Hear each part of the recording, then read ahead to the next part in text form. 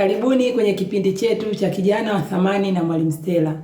Leo tunaenda kuongelea nguvu ya kuchukua hatua. Kuchukua hatua ni nini? Kuchukua hatua ni kuweka mawazo, kuweka mipango, kuweka malengo au ndoto katika vitendo halisi. Yaani wewe kama unaota kuwa mfanya biashara au kuwa mkulima au mfugaji au msomi, basi unaweka vile vitu unavyoviwaza, unavyovipanga, unavyoviwekea malengo katika utekelezaji, unavifanyia kazi. Kwa mfano, unataka kuwa mfanyabiashara mkubwa. Baada ya kuwaza tu, baada ya kuweka malengo tu, baada ya kuweka mikakati tu, unaingia katika vitendo halisi vya kuanza biashara. Kwa mfano, umepanga kuwa wewe mkulima, basi anza kulima hata kwa kidogo tu. Kama wewe umetaka kuwa mfanyabiashara, basi anza biashara labda ya nguo, vyakula au viatu au mazao. Anza kuingia kwenye hizo kazi unazoziwaza, unazozipanga au unazoziwekea mikakati. Maana wengi wanaishia tu kwenye nitafanya hiki, nitafanya mipango mingi, malengo mengi, lakini utekelezaji hakuna kabisa au kwa kiasi kidogo kabisa. Kwa hiyo wewe kama unataka ufanikiwe, basi ni bora ukapanga mipango ambayo inatekelezeka. Ni bora ukaweka malengo ambayo unayafikia. Kwa hiyo usisubiri vitu viwe vikubwa. Hicho kidogo ulicho nacho, anza nacho. Kwa hiyo kama labda wewe unataka kulima, anza na kisehemu kidogo. Kama unataka biashara, anza na mtaji au pesa ulionayo, anza hiyo kwa kidogo. Utakavyokuwa unaendelea, basi utakuta au utapata vikubwa zaidi ya hapo. Hata kusoma anza, au unataka kuwa dereva, anza kabisa kujifunza kuendesha gari.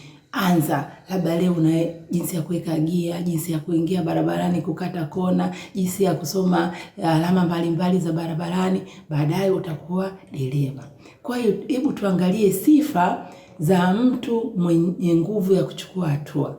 Kwanza kabisa, huwa hana uoga, hana wasiwasi kuhusu kushindwa. Yeye anaona kushindwa ni fursa ya kujifunza zaidi kuhusu hicho kitu anachokiota au anachokipanga au anachotaka kifanikishwe. Kwa mfano, umechukua viatu labda unataka kuuza, ukaona havijauzika kwa jinsi ulivyokuwa umepanga, unaanza kujiuliza au kufanyia utafiti, labda ni umechukua vibaya au sijui kukaribisha wageni au wateja au sijafanya matangazo ya kutosha au sehemu niliyoweka ni mbaya. Kwa hiyo baada ya kugundua kitu gani kimekwamisha kwa namna moja au nyingine, unatafuta mbinu ya kuboresha zaidi. Kwa hiyo kwao kushindwa wanaona ni fursa ya kujifunza zaidi na zaidi, lakini hawakati tamaa. Pili, mtu mwenye nguvu ya kuchukua hatua huwa ni mtu ambaye hakimbilii visingizio. Sina mtaji, sina mtu wa kunishika mkono, sina pesa ya kutosha, sina sehemu ya kufanyia kazi. Anaanza pale pale aliponapo. Na ndio maana unakuta wafanya biashara wengine ametandika tu viatu chini anauza. Ameenda pale stendi ameanza kukatakata matunda ameanza anauza anapata pesa. Baada hizo hela ongeza na mwisho atakuwa mfanya biashara mkubwa. Mwingine anaanza na viatu vya bei ndogo 2,000 anakuja 5,000 au 15,000, mwisho unaona anauza viatu vya 40 mpaka 90 mpaka laki na. Kwa hiyo unaanza mdogo mdogo. Pia sifa ya mtu mwenye nguvu ya kuchukua hatua huwa anapanga malengo na kutekeleza kwa nidhamu. Kwa mfano wewe unasema nataka kuwa mfanya biashara, nitakuwa naamka kila siku naenda sokoni kununua labda karanga, ubuyu. Fanya hivyo kama ulivyopanga. Amka asubuhi, nenda kachukue, uza. Kama ni viatu hivyo, kama ni kusoma umepanga mimi nataka kufaulu niwe msomi labda daktari au profesa, basi anza kusoma. Anza kusoma mara moja. Usiishie tu kupanga miaka inaenda, siku zinaenda, miezi inaenda, wewe ni mtu wa mipango tu, wa malengo tu, wa mikakati tu, lakini inaishia kwenye makaratasi, kwenye kichwa chako au inaishia kuwaeleza watu tu nitafanya hivyo, lakini hakuna utekelezaji. Pia sifa ya huyu mtu mwenye nguvu ya kuchukua hatua huwa hachoki rudia.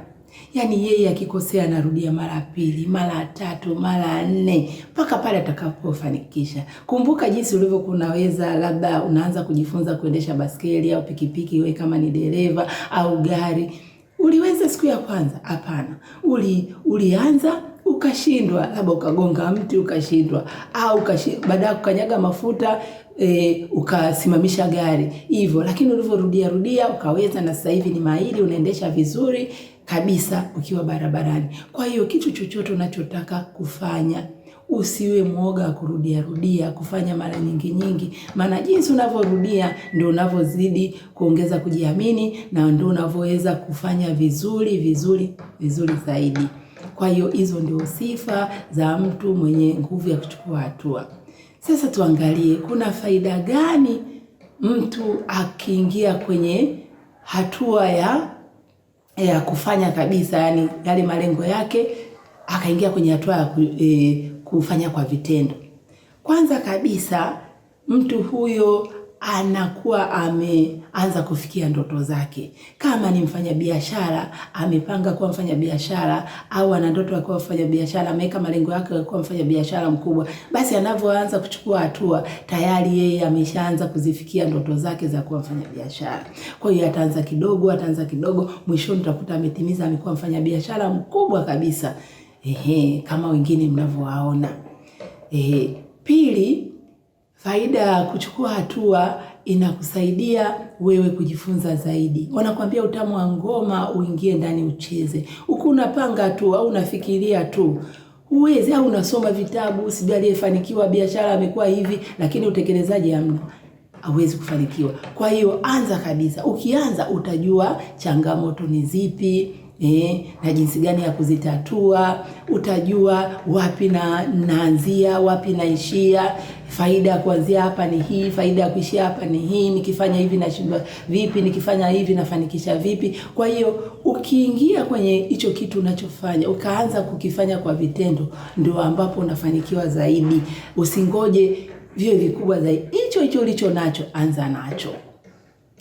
Haya, faida nyingine ya kuchukua hatua, huyo mtu anaondoa wasiwasi, anaondoa woga, anaondoa kusita, anajiamini zaidi. Kwa mfano unavyoanza, kila kitu unavyoanza huwa unakuwa na wasiwasi, nitafanikiwa kweli? Nitaweza kweli? Hivi na lakini wewe usianze kusema tu, wewe ingia. Ukiingia ndio utajua unaweza au huwezi. Kwa hiyo unavyozidi kufanya kile kitu unachofanya, iwe ni ukulima, iwe ni mfanyabiashara, iwe ni kusoma, iwe ni chochote kile unachotaka kufanya, ukiingia utajenga kujiamini.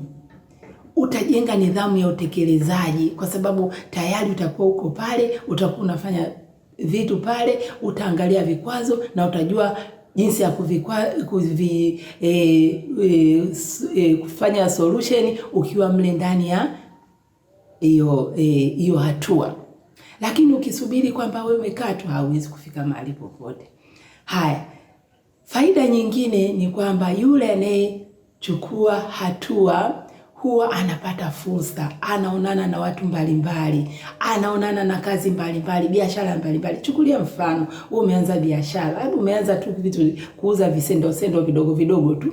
Lakini ukienda labda huko na kuchukua labda ni Kariakoo, utakuta watu wanaochukua viatu vingine, utaona mwenzio anakuambia bwana, sendo zinapatikana hivi kwa bei rahisi, ukitaka viatu vya bei unapata hivi, sehemu ya kuuza, usisubiri tu uze pale, weka kwenye mitandao ya kijamii, nenda kwenye magulio huko, masoko, fanya hivi. Kwa hiyo unakutana na watu wanakupa mbinu mbalimbali za kufanya biashara, unakutana na fursa, unakutana na biashara nyingine akikuona huko umebeba, akwambia vinapatikana wapi? Labda viko Madale, basi mimi nitakuja. Kwa hiyo unapata fursa, unapata kazi, unapata biashara ukianza kuchukua hatua. Na faida nyingine ya kuchukua hatua ni kwamba mtu anayechukua hatua anapata mafanikio. Anapata mafanikio kivipi? Kwa sababu chochote unachokifanya kina faida. Anasema kuna nguvu, kuna baraka katika kuchukua hatua. Ina maana wewe ukichukua hatua, tayari utaanza kupata faida ya kile kitu. hata kama ni kidogo, lakini ni bora kuliko yule ambaye hana kabisa. Kwa hiyo utaanza, hata kama ni ukulima, utalima kidogo, utapata. Baadaye utaboresha zaidi, utaboresha. Jinsi unavyozidi kufanya hicho kitu ndio unavyozidi kuangalia changamoto na unazitatua, na mwisho wa siku utakuwa changamoto zile zimeisha na unafanikiwa zaidi. Kwa hiyo hivyo ndio faida za kuchukua hatua.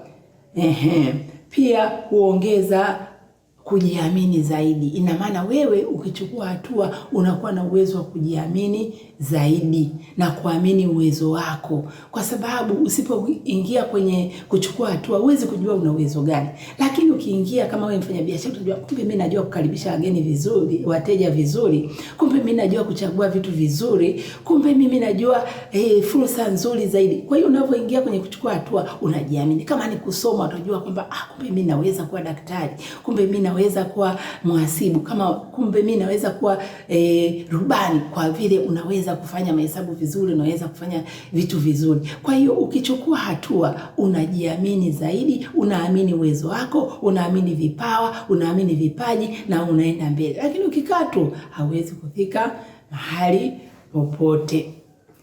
Kwa hiyo ndio faida ya nguvu ya kuchukua hatua. Alafu anakuambia kwamba imani bila vitendo imekufa. Hiyo hata vitabu vya Mungu, Yakobo 2:17 inakwambia kabisa imani bila vitendo imekufa. Ina maana wewe ukiwa naamini tu nitafanikiwa kufanya hivi, nitafanikiwa kufanya, lakini uingie kwenye vitendo, huwezi kufanikiwa. Unafanikiwa pale imani yako unavyoiweka kwenye vitendo, unavyovisoma, unavyoviweka kwenye vitendo, unavyoviangalia kwenye YouTube au kwenye TV, unaviweka kwenye vitendo. Sio tu kuviangalia na kuishia kusema yes nitafanya, siku zinaenda, muda unaenda. Na vile vile anasema usiogope kuhusu nini, kwamba labda nitashindwa au sitafanya vizuri. Hapana. Kwa mfano Mhubiri 11:4 anasema yeye angaliaye upepo hatapanda, naye tazamaye mawingu hatavuna. Ukisubiri mazingira yawe mazuri hutafanikiwa. Wewe unaniangalia, unanitazama, anza sasa kufanya hicho kitu unachokiwaza, hicho kitu unachokiota, hicho kitu unacho kipangia mikakati. Hayo malengo nayo anza kufanyia, usingoje kesho. Leo ni leo, anza. Bye.